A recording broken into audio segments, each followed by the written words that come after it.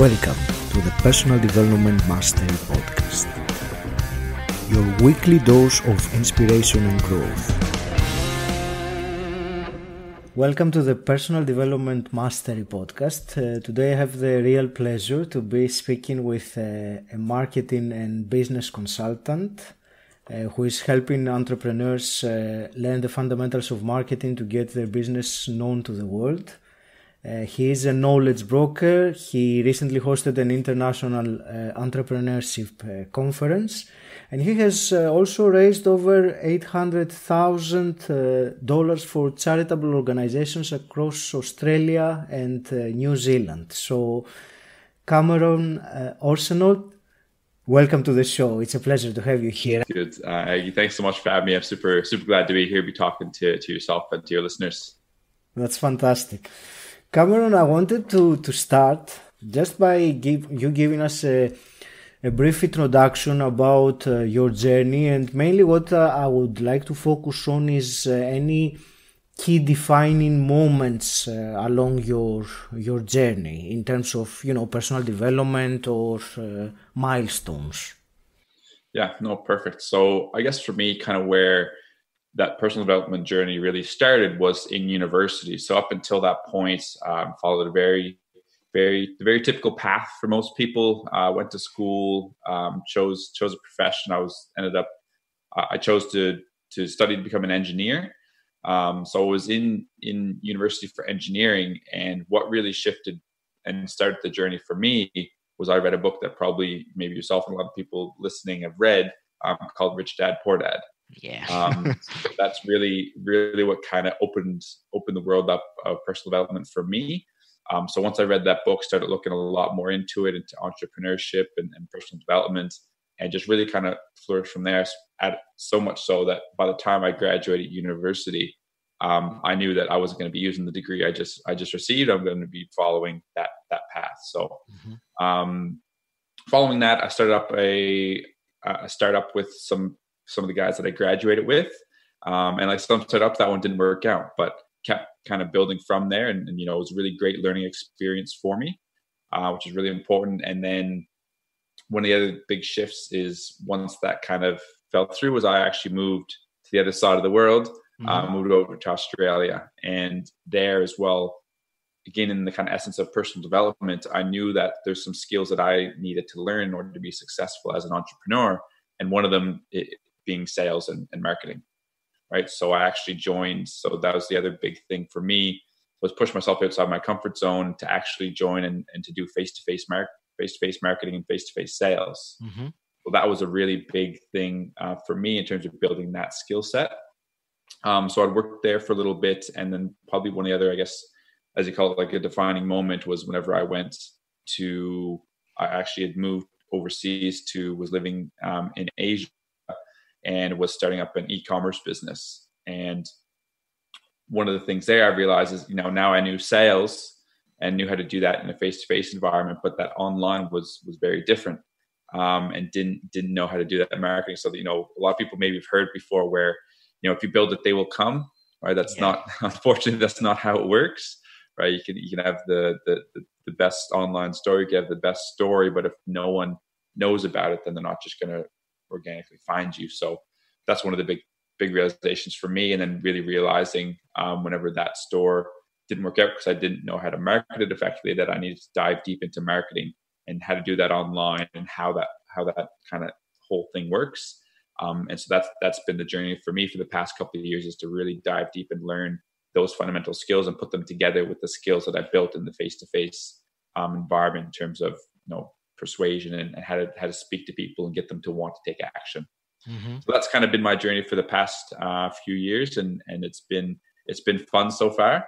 But been a lot of learning along the way, and it's been pretty exciting. And it's just starting too, so that's good. Yeah, it's amazing. And you mentioned the Rich Dad Poor Dad book. You were very lucky to read it during your university years. I read it only 4 years ago, and that was when seismic changes started happening in my mindset and the way I was thinking. Sometimes I wish I would have read it 20 years ago. No, I was quite grateful. It was actually my dad was away at work, and someone had recommended him read it, and he read it, and he was like, "Kids, you must read this." So I was really glad for my dad for pushing me to read that, because, like you said, I think that's one of the books for a lot of people that really kind of opened up the floodgates to it. It was for me. It was the first one for me as well. Absolutely, they should teach it at school. You mentioned, Cameron, about switching from face-to-face marketing or towards virtual, which was a transition for yourself. And obviously, with what is going on in the world at the moment with the coronavirus epidemic, it is something that I think most or many businesses will have to change their approach, won't they? So give us your point of view on exactly that, the face-to-face versus virtual marketing. Yeah, and I was just actually writing about this morning and talking about how, in a time like this, like what are the things that you can do, and how can you look at it in terms of what you perceive it to be, right? Whereas obviously it's forced to have to go online, right? Because you're not able to meet people face to face. And so that transition like happened for me, obviously, doing that, but also with this, it's kind of everyone's forced to now do that. And I think it's really great because a lot of people are kind of, a lot have been either scared to go online or nervous or not sure how to do it. But now, just the fact that, right, you have the time to do it now because you're forced to, for a lot of people, maybe not everyone, but it's also just really great because everyone's online now, and you can actually, it's your online presence, right? Because there's so many people online. So it's a really great time to make that transition.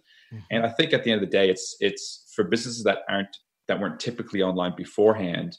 It's a really great exercise for them to be able to build, right, whether it's another revenue stream or whether it's another way to get customers, which is really great for them to be able to build that, especially at a time like this, whenever, there's a lot of extra time to do that and everyone's online. So it's just a really great opportunity for those that actually see it for the opportunity it is.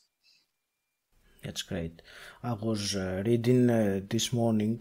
There is a little book called Who Moved My Cheese? I don't know if you've heard about it. So it talks about how different characters adapt or don't adapt to changes happening. And in this particular time in humanity, there are major changes. So we must adapt. Otherwise, we can't really keep on with the old ways. And going virtual, I think it's the inevitable to happen with all sorts of industries.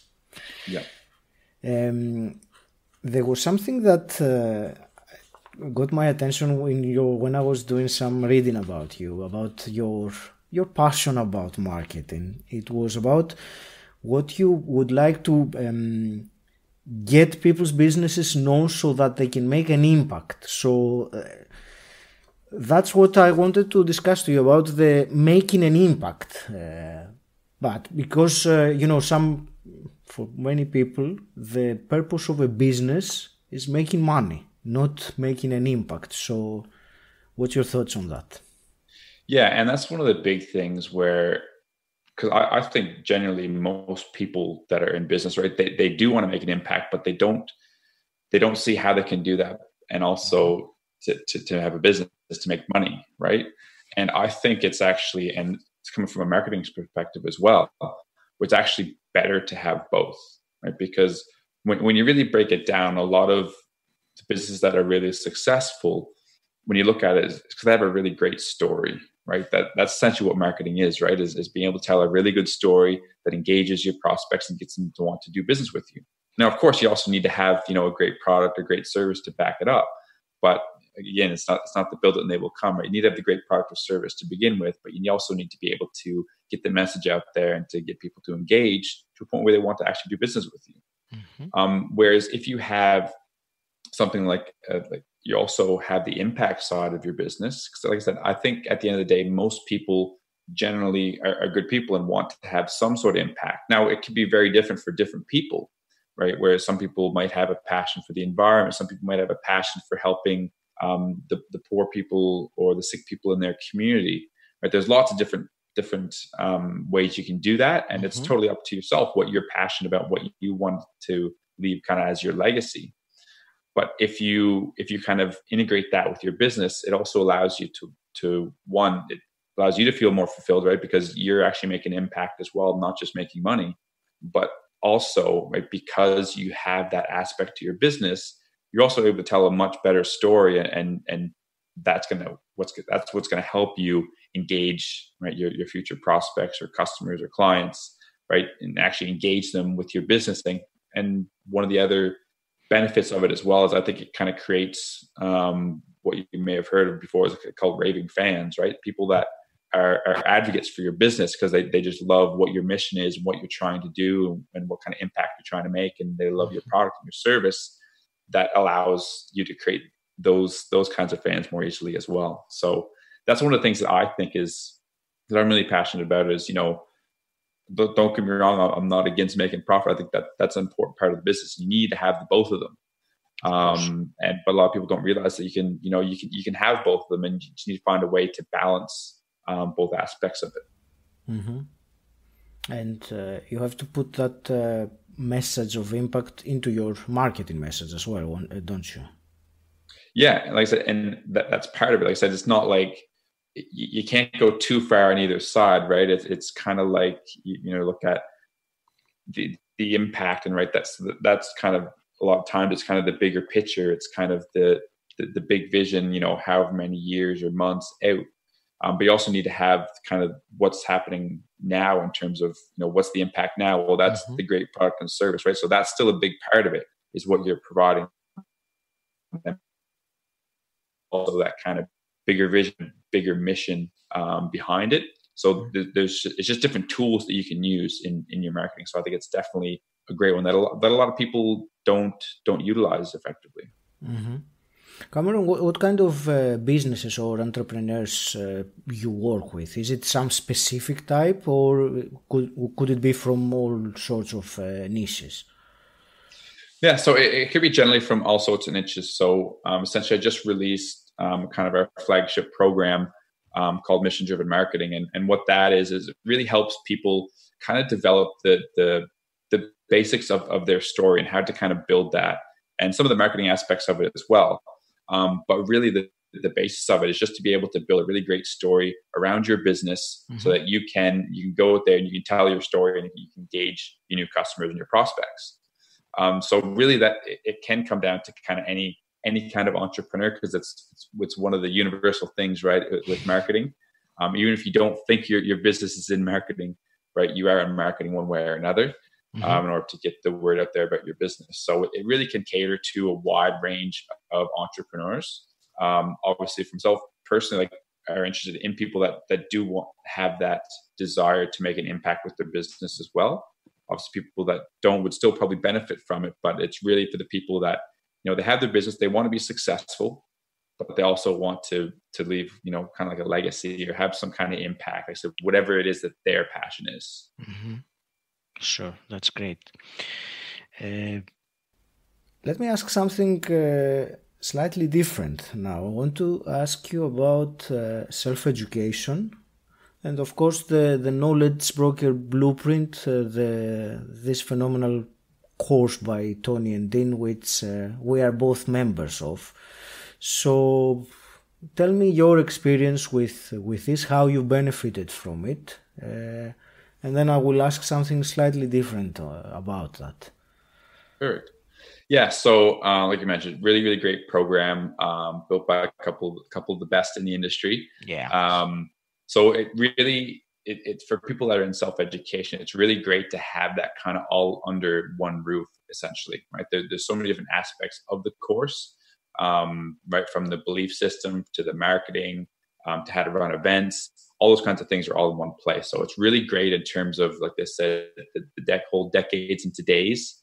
You've got all that learning in one place, which I'm a big fan of, having everything under one roof as much as possible. So it's great to have kind of a course like that has pretty well everything that you need. So in terms of the actual learning itself, I think is really fantastic. There's a lot of new concepts in there for people. I know in the new 2.0 that there's a lot more Tony Robbins, which a lot of people are really excited about. So all that was really great. I think for me, the biggest thing was the community behind the program. To be honest, like we were talking already about kind of the importance of being online and having that community and having that audience. I think the community that's with the KBB is probably the biggest benefit of the program itself. I know myself, I've reached out and connected with a lot of different KBB members. So that I'm here because of it.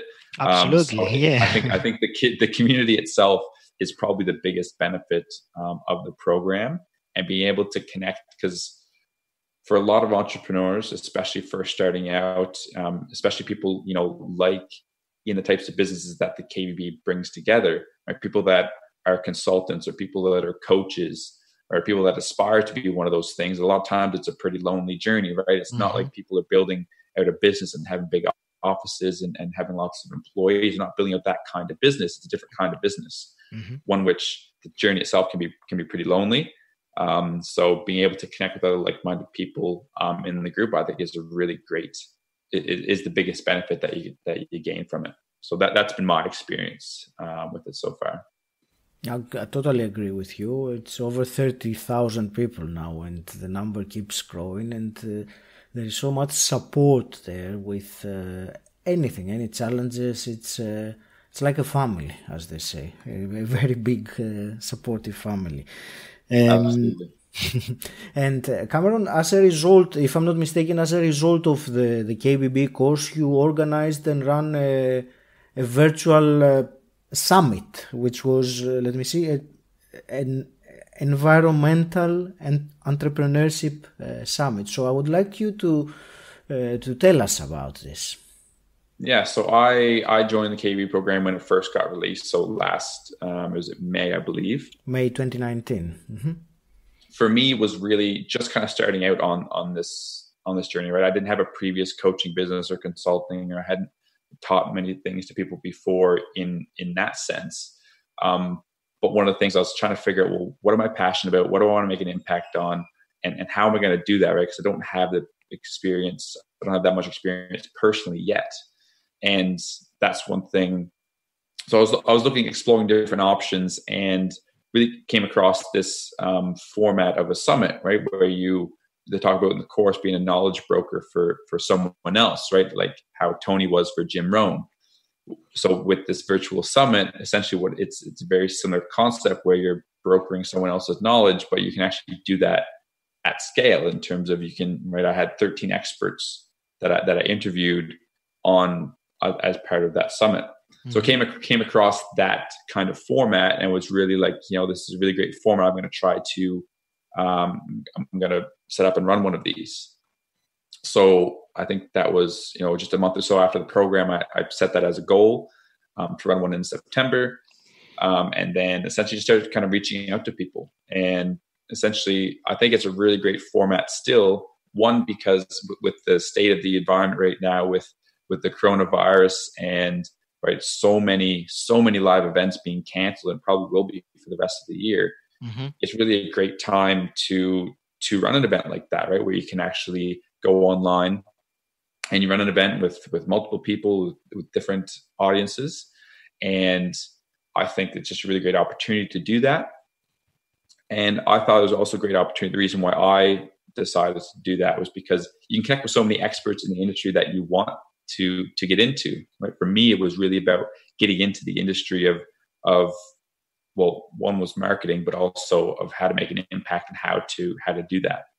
So for me, I was able to connect with a bunch of like-minded experts, kind of like probably what you see with this podcast as well, where you're able to connect with so many people. Mm-hmm. I thought it was a really great first step in order to, even if you don't make tens of thousands of dollars on the event itself, you build so many connections in the space that you're interested in, that it's really, really worth it. So that was kind of why I chose to do that event. And I would say it was a success in terms of just built so many really great relationships off the back end of it. So the event is the theme of the event was the environment. Is that correct? Yeah. So again, that's my personal, that's my personal mission, I guess, my personal thing that I want to have an impact on, is to kind of use business as a force to kind of have positive impact on the environment. So it was entrepreneurs that were, doing lots of different things. And also there's people that were marketing for social enterprise. I had people that were, that were lawyers and dealt with the legal aspects, people that were dealt with building strategic partnerships with different companies. So it was all entrepreneurship based questions. It's just people that were, and then also with the entrepreneurs that were building the businesses themselves on there, they were people that were trying to, make an impact on the environment. So one person was their company called Zero Bags. They were building reusable shopping bags from decommissioned parachutes in New Zealand. There's another company in New Zealand that they were creating the plastic that goes over top of dry cleaning. They're creating a biodegradable film instead of the plastic. So just different companies like that, where, it's still a business. They still need to run a business and make money, make a profit, but they're also, with their product or their service, are also trying to make an impact on the environment. And that's so much important, especially right now, because one could argue that what's happening with the coronavirus is a consequence of what humans have been doing to the environment for a very long time now. Cameron, those 13 experts, did you collate the interviews? Did you present all of them, or was it just individual interviews that you had? Yeah, so it was all individual interviews, so they're all just one-on-one. Some people do panels where they have multiple experts and to speak on a certain subject. I chose to just do one-on-one interviews with everyone, and kind of curated a bit of a storyline in terms of the course of 3 full days of interviews. So they were all pre-recorded as well, which is one of the good things for people if they're looking to do something like that, where you can pre-record much of it. So all the interviews themselves were pre-recorded, and they were spaced out over the course of 3 days. I see. Thank you. Let me ask something slightly different now, and it is about our mentor in the KBB course, the Dean Graziosi, who you actually had the privilege to meet in person last year. So I wanted to ask you, what was 1 or 2 of your biggest takeaways with your one-to-one interaction with Dean Graziosi? One of the big ones I noticed, I think everyone else that was there as well really noticed, is just the level that the guy plays at, in terms of, we weren't 5 minutes finishing the interview and he's already on calls, making decisions, doing all of those things that it just kind of makes you feel like, wow, like that's what it takes to kind of play at that level. So that was one of the big things that really struck me, was just how focused the guy was, right? Whenever we were doing the interview, he was there in the interview. Like once the interview was done, he was on to the next thing. It was really, really focused on what he was doing. That's probably one of the big takeaways that I think I gained from that. And also just that he's just he's exact same behind the camera as he is in front of the camera, in terms of just being a really genuine guy, really down to earth. But also just has that kind of excitement about him, in terms of like excited about what he's doing and the impact that he's creating. So it's probably the 2 big things I'd say that I took away from getting to meet him in person in a setting like that. Fantastic. Thank you. Shall we talk about a bit more about self-education and the importance of investing in ourselves? What's your thoughts on that? I'm asking because I'm sure you know that some people are very hesitant to invest in themselves. They would spend their money on other things, but not on themselves. No, 100%. And that's one of the big things. Like that's the reason that I'm here, is because I chose to invest in my own education. Like I think it's one of those things where it's one of the few things that you can pay for that can't get taken away, right? You can invest in a company and the company can tank and that's gone. You can invest in a house and it can, catch on fire and it can be gone. Like there's so many things that you can invest in and they can be great investments, but they can be taken from you in one aspect or another. Where self-education, right? Your own knowledge is not something that can be taken from you, right? So you read a book and you gain that knowledge. It's not something that's going to disappear, right? You listen to a podcast. It's not something that's going to leave you, right? You're going to remember those and it's going to be integrated into what you're doing. And I think it's a continual learning process. Like you're always going to be improving. You're always going to be getting better at whatever skill it is you're doing. I'm a strong believer in that. There's always room for improvement, right? You do have to take time to step back, have gratitude for where you're at and how far you've come. Mm-hmm. But there's always that room for improvement. So having that kind of student mindset, that student mentality of always wanting to learn and improve and get better, I think is really one of the biggest skills I think you could have as an entrepreneur. I love that. I'm just taking some notes now. That student mentality, it's such a great phrase to use. And someone told me yesterday that the room for improvement is the biggest room in the universe. Yeah, no, that is good, and that's really true.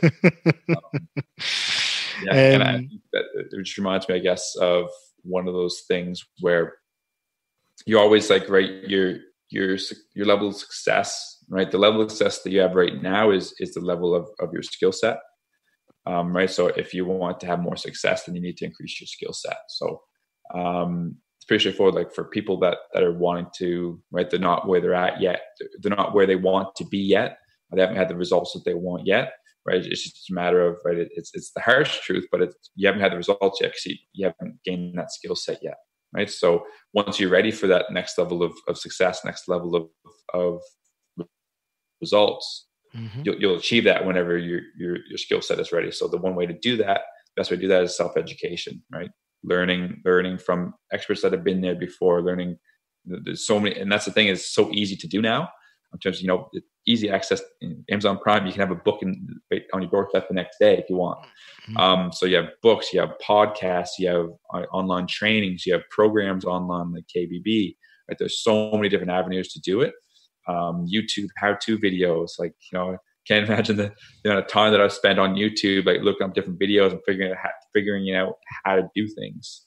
So there's so many resources out there. There's no excuse for not being able to educate yourself. Absolutely. And you mentioned earlier about the harsh truth about people not being where they want to be. And yes, the truth is that your level of success or your level of income can't be more than the level of your personal development or who you are as a person. And what you said about self-education and investing in yourself, that they can't take it from you, it's because you become something better, something a level of yourself, and that you can't go back. It's you becoming more. Absolutely, it's fantastic. There's one other thing that I know that you are passionate about, and that's empathy and listening. Is that? So it's one of those things where, for myself, like for people that haven't done it before, it's maybe a bit harder to realize and harder to figure out. But that's one of the big skills that I learned from selling face to face, right? From being in front of the person actually and selling to the people, because you can see their reactions, you can see, their body language, you can hear their tone of voice, you can see all of those things right in front of you. So it allows for that kind of feedback loop where you can really figure out what works and what doesn't. And one of the things for me on my journey of doing sales, I work on behalf of lots of different organizations and companies. And one of the things is I kind of sat down, because everywhere I went, like I was one of the top performers in terms of sales and the different offices that I was at, and was really trying to sit down one day and kind of figure out, like, what is it that made me different, and what was it that I was able to do to kind of have that type of success. Mm-hmm. And one of the things that I really realized, and one of the things that I tried to, whenever I was teaching other people how to do sales, was a lot of people have a hard time actually properly listening to people. Because I think, right, when like, for example, like did a lot of work with various charities around New Zealand and around Australia. And right, with charities, it's you're trying to, again, tell that story around what the business is, but you're also trying to listen to what the person says, right? You're asking them questions, trying to figure, well, what would make this person want to, right, give away money and get nothing in return, essentially, right? And to build that skill set to actually really be able to sit down and listen to what they're saying, and whether it's kind of reading between the lines or seeing what part of their story, like what's going to resonate with them.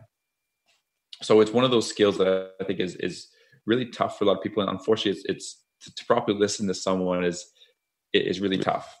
It sounds really simple, but it's really hard for a lot of people. And I know I talk about this actually in my course a little bit, where there's the different levels of listening, right? There's kind of where some people are, where they literally don't listen to people at all. They're just kind of waiting to talk. And then there's kind of one level deeper, whereas it's like, you're listening to the person, but you're just listening, kind of waiting your turn, right? You're letting people speak, you're listening, just waiting your turn. And then there's the listening to understand, where you're listening, you're not pre-formulating what you're going to say in your head. You're actually properly listening and trying to figure, well, what's this person trying to say? What do they mean by that? And trying to actually listen so you can actually understand what it is they're talking about, right? And that's essentially kind of what empathy is, right? Just to try to feel what the other person feels. So it's one of the things that I think is one of the skills that I think I excel at, and that's what allowed me to do great at sales.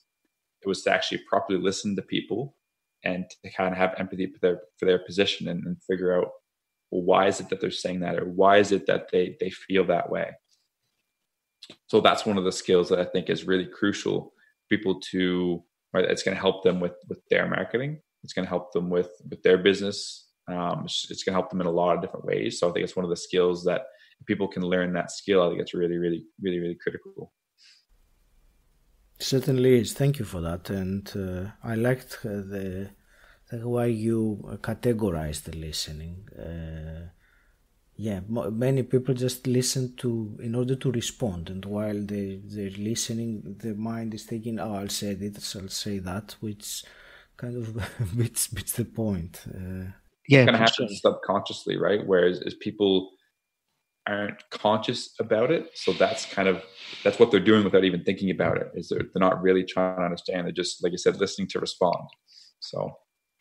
Yeah, Cameron, as you know, many people are not conscious in general. I mean, not only when other people speak to them, when they go about in their daily life and they do whatever it is in an automatic way, without really being conscious of what's happening inside their heads, unfortunately. But I think the times are changing, and people are having more awareness of what's going on, hopefully.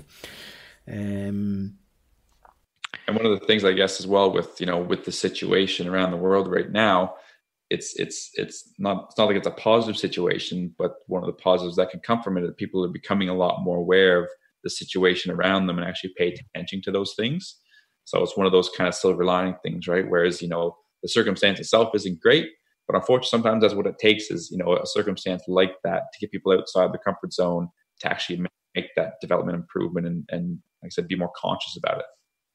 Agree with you. And it is certainly not a pleasant situation to be in, but I feel that it is necessary, because sometimes in order to change, you have to have a big push. When someone nudges you and you ignore the little nudge, then you have to have a big kick in the face that will make you change. Inevitably, you can't do anything else. That actually reminds me, there was one of the podcasts I was listening to. I can't remember which one it was at this point. It was a little while ago, but that's essentially what they said is, life is always sending you signals, right? At the first, it comes as a little nudge, a little poke, right? And then most people ignore that, and then it becomes a little shove, and then next thing you know, like I said, life comes and kicks you in the face, and then you're like, oh, maybe I'll pay attention to that now. Whereas, if you're actually more conscious and aware of what's going on, you can tell, like, there's lots of signs beforehand, before, things really explode and right, comes and hits you in the face. It's just if you're actually conscious and aware and paying attention to those signals. 100%. Even banging your knee on the desk or something like that is a sign that to take a step back and think what's going on. Am I on autopilot? Is there something that I need to change right now? Sometimes it's just some negative inner dialogue going on that is taking you in a place that you don't want to be going. Yeah, definitely. Cameron, I wanted also one last thing to ask, and that's about your thoughts on failure, your interpretation. How when things don't go, I will not stay with the term failure, because most people consider failure to be a bad thing, but of course it's a necessary thing. So if we leave aside the term failure, so when things don't go the way we want them to go, what's there to be found? Yeah, so I'm a big believer in taking the most from what you call as failure. So one of the things I love how you're doing that as well, where I don't really consider anything a failure. Well, I might use the term inadvertently, but that's not really what it means to me personally. Like, my example going back to, when I started the startup company out of university, that might from the outside looking in, it is deemed as a failure, right? We tried, it didn't work out, we shut it down. However, I don't see it as a failure at all. I see it as a really great learning experience. So for me, even though the company might blow up in a good way, what happened was I learned a lot from the experience, right? We were in a startup accelerator, and we were around a lot of other entrepreneurs that were like building their business, but also around a lot of really great mentors as well. One of the things that you hear about all the time in the personal development space is to be around some really great mentors. So we had some really great mentors that were part of that program. So just the amount of things that I learned, and leading the team of the guys that I was part of, right? So a lot of lessons in leadership there, a lot of lessons in design, because myself and my other partners were all in engineering. So as you can imagine, engineers are not known for being really good at designing and those kinds of things. Details, yeah. Yeah. So we're more about the systems and the processes and the numbers, as opposed to the design things. And that experience alone is really looking at, because it was a really great program where we had those technical co-founders and stuff like we were. We also had those the creative side of people that were doing creative things. Like one, trying to remember one was making handmade puppets and dolls and stuff, that's like just different things like that, right? Where you have the technical, but you also got the creative. And with the mentors as well, it was the same thing. We had some technical mentors, we had some creative mentors. And for me, it's really opened my eyes to that other side of the business that you don't really think about as an engineer. So, just that learning experience, like I said, they're learning how to lead a team of people, or learning, all those different facets that come into it. So while it was a failure, it wasn't a failure at all, right? I learned a lot through that experience. And the same thing, whenever I started up my e-commerce store and that didn't work out, like, again, seen by outsiders probably as a failure, but that's not how I see it. There's so many things that I learned through that process that actually came out on the other side better. So I agree. I never see anything as a failure. It's always just a learning experience. Excellent. Fantastic. Thank you. Cameron, let me ask you also some quick fire questions. Yep. What does personal development mean to you? Personal development, I think I see it mainly as one of two things. One is learning new skills. So the actual skills and stuff that you need to, what do you need to do to start a podcast? What do you need to do to write a book? What do you need to do to build a website? Like, what do you need to do to hire a team? So that's one thing, is just learning a skill set.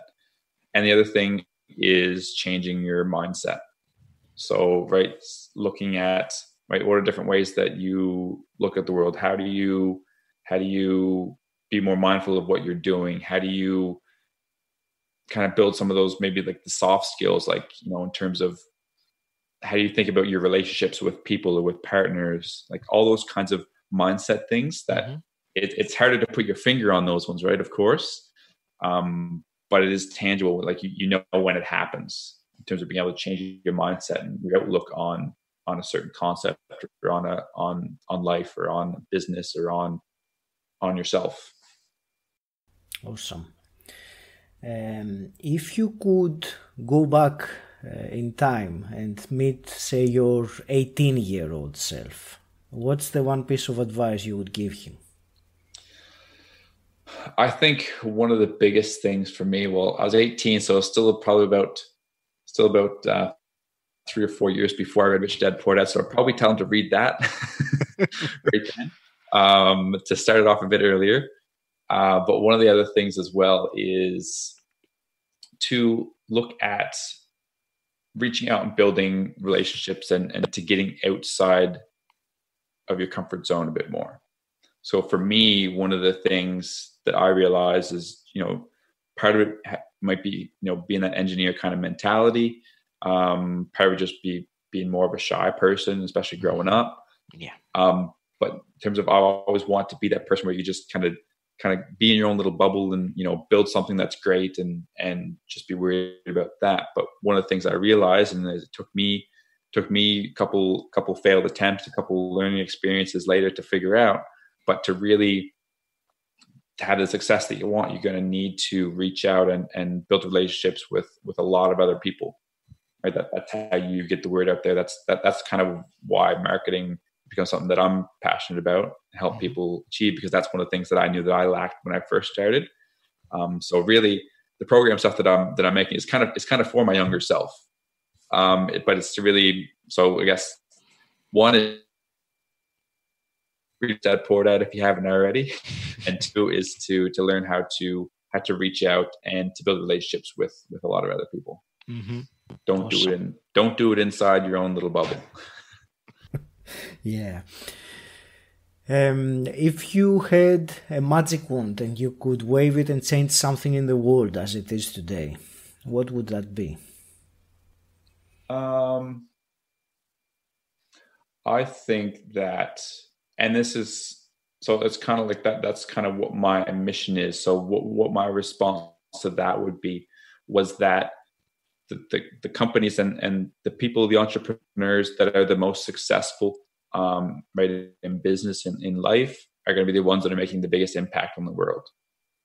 Right? So that's kind of, like there's lots of stories out there, people that have this, passion project that they're really doing some great things for their community, but just haven't got that kind of traction, maybe don't have the desire, but whatever it is that haven't found a way to scale that up and to have that kind of success that, like, business as usual sometimes has, right? Businesses that don't really value that impact over their profit.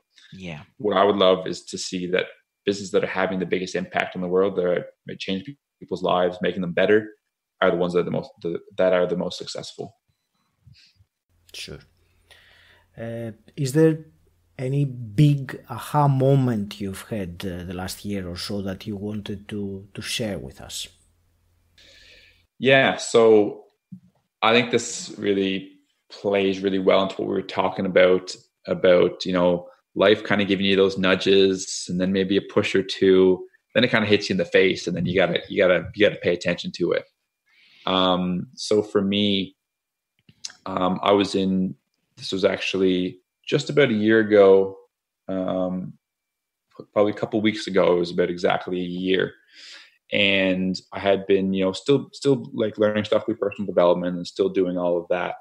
But at the time was attempting to kind of run and build up a sales office in Christchurch, and was working some crazy hours and really kind of burning myself out. And it came to a point. It was actually, I remember it was March 9th, 2 days after my birthday, and I finally decided, like this is enough's enough, right? This is not what I want to do. I know that there's something something bigger that I aspire to and want to do.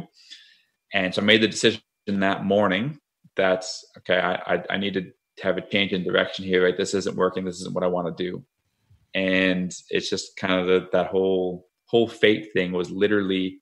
So that morning, I decided I want to kind of help entrepreneurs and to help them with marketing and sales, because that was kind of my skill set. So I want to become like a consultant or coach, right? However you want to word it. Mm-hmm. And then literally later that day, after I told myself, okay, I'm making this change, it's going to happen. Later that day, I met a guy who actually went on to become my personal coach. So it was just kind of that fate, whereas I was just kind of compelled, like when I was talking to him, I was compelled to ask, like, what is it that you do? And he's like, well, I'm a coach to businesses. And I was just like, that isn't a sign. I don't know what it is. Right? So ended up chatting with him and worked with him for quite a few months, Mm-hmm. for the better part of last year, and really helped clarify a lot of things.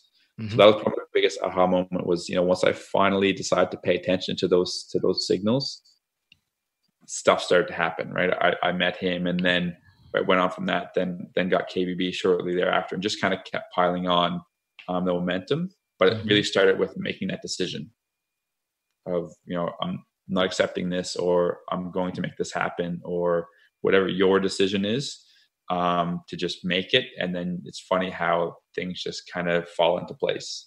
Yeah. And when we focus on something, there are always events, serendipities, things that happen that are according to what our focus is, but we need to pay attention to them, otherwise they will miss us. Absolutely. Cameron, is there anything you were hoping I would ask you today and I completely missed it?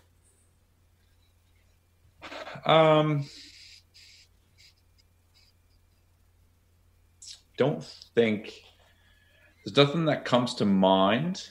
It's your big chance now. What's that? It's my chance. It's your big chance, yes. No, I think you covered. I think the main thing, and I was actually talking with someone about this yesterday as well. I don't know how to kind of word it as a question that you could have asked, but essentially, kind of the mission. I think we kind of covered this already pretty well. Yeah. But really, the big thing that I want to kind of help people with, and the biggest thing that I hope people take away from this, is where you have a business and you need to make a profit and be really prosperous in that way.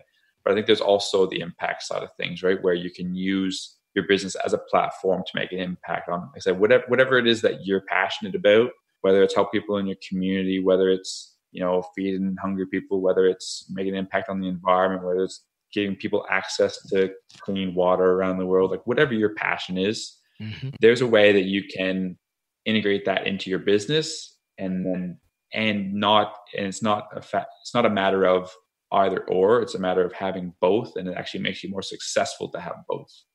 Well, that's the big mission that I want to try to get across to people, is that you can have both, you should have both, and you'll actually be more successful if you have both your purpose and your profit put together. I love it. Thank you. How can people connect with you, Cameron? Yeah, so the best way, so on, I think all of the social medias, at the Cam Arsenault, so Facebook, Twitter, all that stuff, probably most active on Facebook. There's also my company, boldentrpreneurship.com. So that's another way that people can kind of get in touch. So one of those two, either on social media as the Cam Arsenault. Maybe to spell that one out, because it's maybe not the easiest one for a lot of people to spell. I will put it on the show notes. I think it's easier. But if you want to spell it, go right ahead for the auditory types out there. They can grab it on the show notes, or boldentrpreneurship.com will be the two best ways. Sure. I want to thank you very much, Cameron, for your time, for sharing your knowledge, your wisdom with us today. Any parting words? Awesome.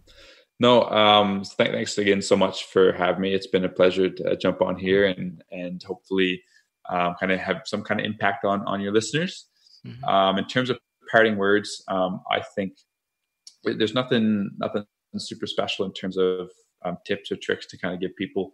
It's just a matter of like just value yourself in terms of, right, know that you're your most valuable asset in your business, right, or in your life as well. Your life. Make sure you value that, and right, you always want to. There's always room to improve, so make sure that you're always trying to better yourself in some way, and also from time to time take time to step back, reflect, and to feel gratitude on kind of how far you've come and the journey that you're on so far. Outstanding. Thank you very much, Cameron, and I wish you all the very best. All right. Thank you so much, Aji. Thanks for having me here, and look forward to speaking with you another time.